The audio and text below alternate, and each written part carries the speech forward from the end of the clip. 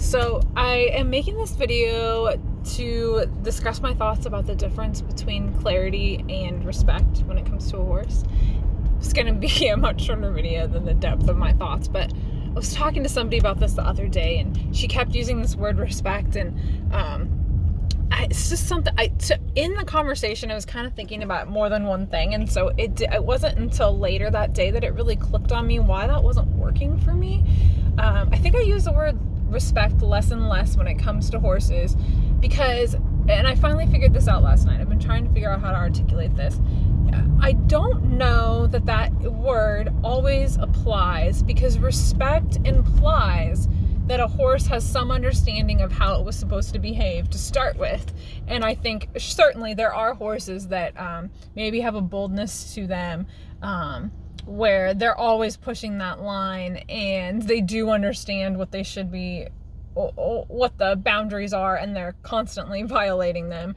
But a lot of the horses that I see, not everyone, but a lot of them, they're horses that don't know where the line is. No one's ever shown them where the line is, so they're keeping on with what they know. And actually, I can think of something very specific that my horse does that somebody else might find to be disrespectful, and I take 100% credit for this. I've owned that horse for 5 years, and I've allowed him to do this one particular thing. Just because it wasn't, I honestly, I didn't see it as a very big deal, and then I tend to excuse it as, oh, well, maybe it's a soundness issue, or I don't want, he's really struggles, and I don't want to bring up his worry, so I'm not going to work on that right now. Well, I think in the last month, I've decided that it's time to work on that right now. And actually, I've been working on it, and it's definitely changed the game, so which is kind of cool. But point being,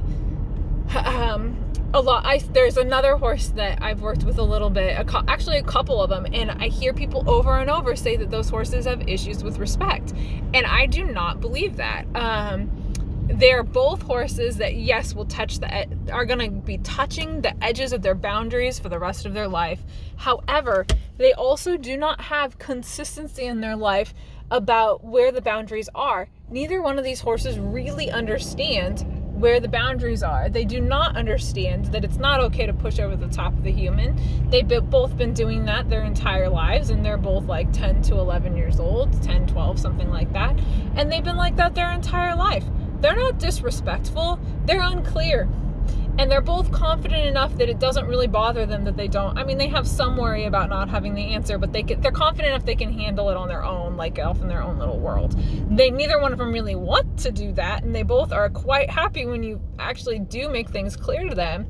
But here's my point, is that it's really hard for me to listen to people say that those horses are disrespectful, or whatever other word that they want to use that's like that, because those horses are not disrespectful. They are both horses that the human has not provided clarity in their life about what it is they need to do. So they can't be disrespectful because they don't know what the rules are.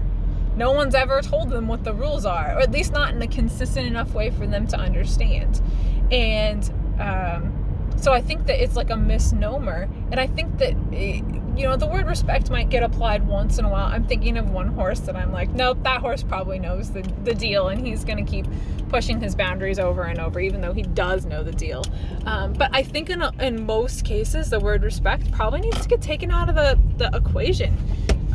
Most horses don't function like that. And I guarantee you, if you turned those horses out in a pasture with a stronger horse, here's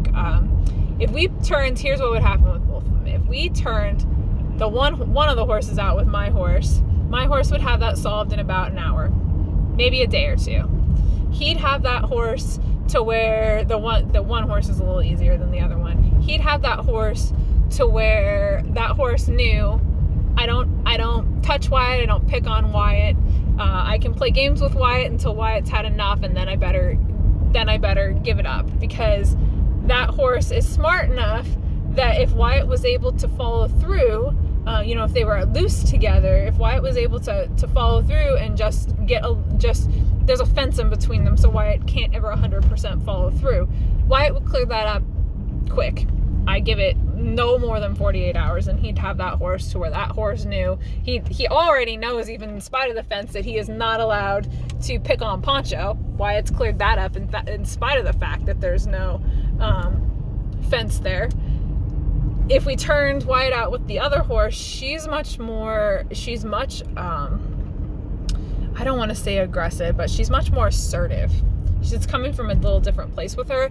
Those two would probably get in a fight, and it probably would be bloody, and they could not live together, because my horse would not take her shit, and she would keep trying to bully him and pester him. Although I do have a feeling that ultimately what would happen is if that horse didn't hurt my horse would eventually be the one to clear it up, because I actually think he is the one with a much stronger personality and a much stronger willpower when it comes to this. And you know what it is? He's consistent.